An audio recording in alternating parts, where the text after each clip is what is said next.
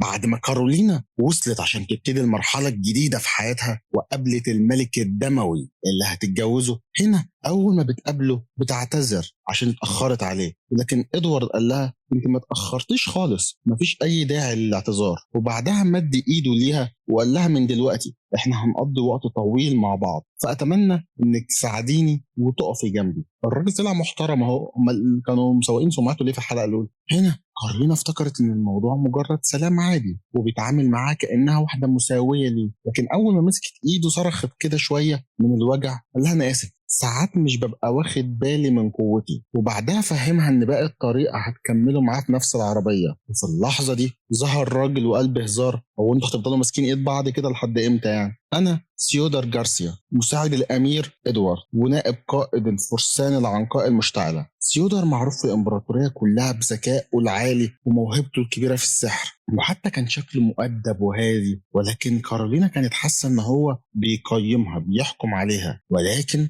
من هنا السفر بيبدأ. طريق الغابة كان سيء جدا، العربية كانت عمالة تتهز جامد وكارولينا بدأت تتعب وتحس بدوخة في العربية. ادوارد قال لها طب بصي شمي شوية هوا كده، هفتح لك الشباك علشان تشمي هوا نضيف، لو فضلت دايخة هقول لهم يبطئوا شوية واحنا ماشيين. هنا كارولينا بدأت تستوعب حاجة غريبة. الراجل اللي العالم كله بيقول عليه الأمير المتعطش للدماء كان بيعاملها كأنه راجل نبيل بجد.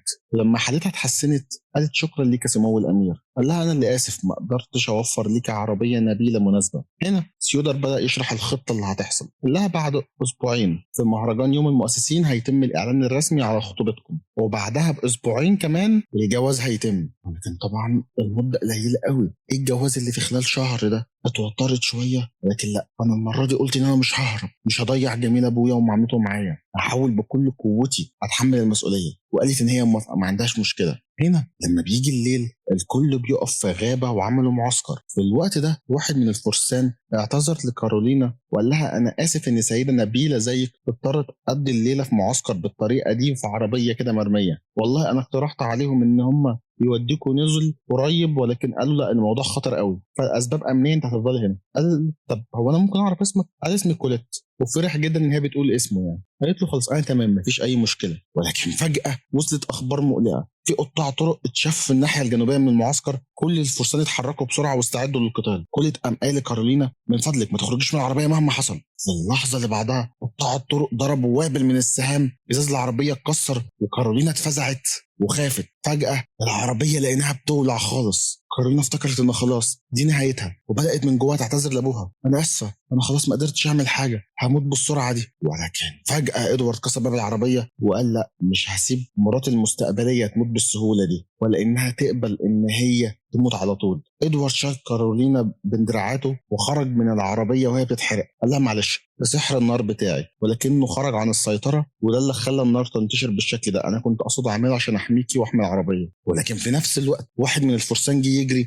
وقال كولي تتصاب اصابة خطيرة في القتال. هنا على طول جريوا عليه والمعالج كان بيحاول ينقذ حياته بكل قوته، ولكن النزيف مش بيقف ولا لحظه. ادوارد قال انا هخرج اجيب شويه ادوات ضروريه عشان نعالجه، وانتي حاولي اقعدي في خيمه كده ما تقعديش قصاده، يعني انت لسه صغيره على انك تشوفي منظر زي ده. قالت لا انا مش عايز اهرب بعيني من الحاله دي. قال لها خلاص انا محترم كلامك، وخرج وسابها عشان يجيب اي حاجه. اول ما ادوارد خرج من الخيمه كارولينا فضلت تدعي من قلبها ان كل تيانجو ما يحصلوش حاجه، ولكن المفاجاه ان الخيمه كلها اتملت بنور اخضر وقدام عين الكل الجرح اللي ما كانش حد قادر يوقفه بالسحر بدا يلتئم لوحده. هنا المعالج اتصدم لان الاصابه بالحجم ده مستحيل تتعالج بسحر علاج عادي. لما ادوارد رجع كولت بقى كويس. المعالج قال اول ما كارولينا دعت الجروح كلها بدات تتعالج لوحدها. انت اللي عملتي كده يا بنتي؟ لا انا مستحيل، انا ما عنديش سحر، انا عملت الاختبار وانا صغيره ما حدش قال لي ان انا عندي سحر. ولكن قام شاكرها. لما طلعوا بره قعد يقول لها معلش انا كنت فاهمك غلط، انا كنت فاكر انك بنت نبيله كده رقيقه متدلعه شويه مش تقدري تبص على واحد وهو بالحاله دي، ولكن انا كنت غلطان، انا بعتذر ليكي. كارولينا بالنسبه ليها ايه ده، اول مره حد يتعامل معايا بالاحترام ده، كانت بتتعامل مع جاموسه اصلا اختها دي. قالت لا الامير ما ينفعش ينحني قصاد اي حد.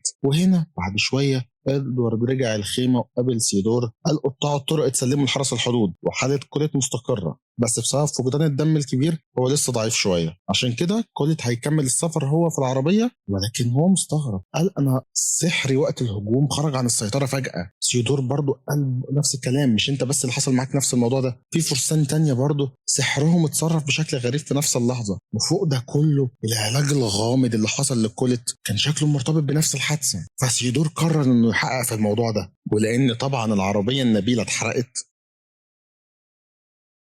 ما كانوش عارفين ازاي هيروحوا. فادوارد قرر ان كارولينا تكمل باقي الطريق معاه على الحصان. وفي اليوم اللي بعده كارولينا وادوارد عبروا حدود الامبراطوريه لحد ما وصلوا لامبراطوريه مالاكوسيا اخيرا. هنا ساعتها كوليت كان بدأ يتعافى، وبعد كده الكل كمل السفر بالعربيه عادي. وهم في الطريق ادوارد قال لو انت حابه ممكن في المستقبل نعمل رحله زي دي تاني مع بعض. هنا كارولينا ابتسمت، افتكرتها مجامله بسيطه، فقالت يعني ارد المجامله. قالت له طبعا ده انا احب قوي نطلع مع بعض زي كده كتير، عايز اتفرج على المغامرات دي. قال هو ايه ده؟ طب هي بترد لي المجامله ولا هي تقصد بجد؟ لا غالبا بترد المجامله. قال طبعا في وقت تاني هاخدك معايا. وحد فيهم اتدبس في الموضوع ده بس ما نعرفش مين بقى. هنا بعد ما وصلوا للقصر الامبراطوري كارولينا قابلت الامبراطور إريك كروبي مارتينيز والامبراطوره فينيسيا. هنا قدام ناس بالمكانه دي كارولينا كانت متوتره جدا، لكن ادوارد شجعها واداها ثقه. الامبراطور إريك رحب بيها من قلبه، قال يسعدني اتعرف على مرات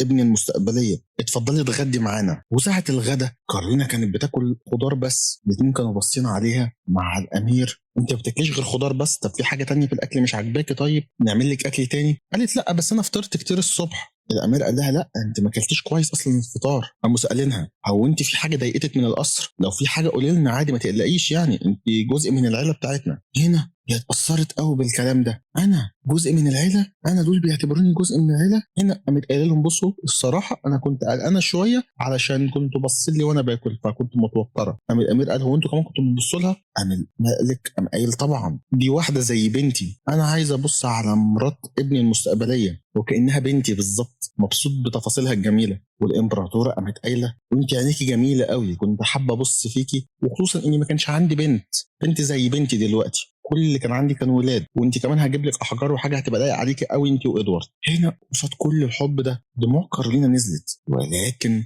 من هنا بعد الغدا كارولينا قابلت الخادمه بتاعتها ماريسا وحارسها الشخصي اوين وسيودر معاهم هديه. يعني قال لها انت التبديل بين الايام هيبقى ما بين الراحه والتدريبات، همرنك على قواعد الاتيكيت والتصرفات الرسميه، ساعات انا وساعات هبدلي مع ناس تانية. طبعا كانت بتتعلم من الناس التانية، كانت الامبراطوره بنفسها كانت بتتعلم منها بسرعه قوي، وكانت بتقدر ان هي تطبق بسرعه. وده اللي خلى فينيسيا تمدحها. قال لها ايه ده انت بنت ذكيه قوي بتتعلمي بسرعه. قالت لها انا يا خرابي ما اول مره حد يقول لي كلام بالحلاوه دي. قالت لها لا بجد انت بتتعلمي بسرعه قوي، معناها انك ذكيه وبتلقطي بسرعه. وفي اليوم اللي بعده سيودر مسك درس السحر وهي داخله قال لها معلش نسيت ابلغك بس ان الامير ادوارد المفروض ان هو هيحضر معانا الدرس. قالت بجد الامير هو هيحضر؟ اصلا هو الامير كان قاعد بس ما خدتش بالها اصلا، فاتصدمت يا خرابي الامير قاعد. هنا قامت قاعده جنبه وبدا الدرس، وشرح ان في امبراطوريه مالاكوسيا كل شخص المفروض ان هو بيعمل اختبار السحر ده مرتين. فانت عملتيه امتى؟ قالت عملته مره وانا صغيره. طب مره واحده بس؟ قالت اه.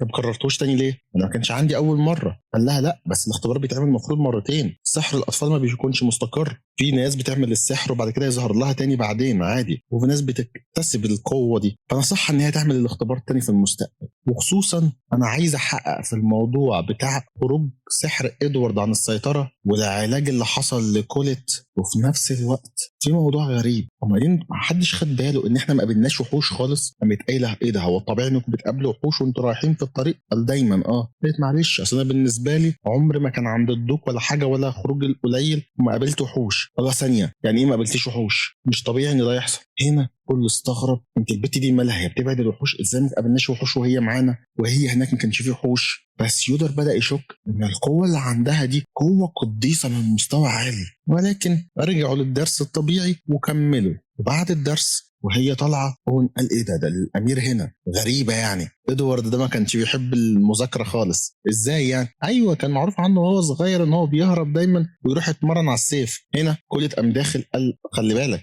الكلام عن ولي العهد بالطريقه دي ممكن يدخلك في مشاكل. وايه يا عم انا ما قلتش حاجه يعني. لا قلت هنسوق سمعتنا بالكلام ده، افرض حد سمعه. يا عم احنا سمعتنا اصلا وحشه. وفضلوا يتخانقوا مع بعض ولكن وسط كل ده اوين حس بسحر الاستشعار بتاعه ان في حد بعيد مستهدف كارولينا. هنا القناص ده حاول يضربها ويقتلها، ولكن اوين صرخ انزلها على الارض. وفي اللحظة اللي بعدها طلقة سحرية ضربت ناحية كارولينا. أول لحقها في الوقت المناسب بحق تصد من سحره. كل قام شاددها ومنيمها على الأرض. وهنا على ما فاقت كانت اتجمدت من الرعب وجسمها بدأ يرتعش. وعلى اللحظة الصادمة دي الحلقة بتخلص. فيا ترى ايه الهدف من الاغتيال ده، وازاي يحصل اغتيال جوه البيت الملكي؟ فعلشان نعرف ايه ده بالظبط هنستنى الحلقة الجاية. بس ده كان عندي فيديو، منكم الفيديو عجبكم مش تعملوا لايك وشير وسبسكرايب للقناة، وسلام.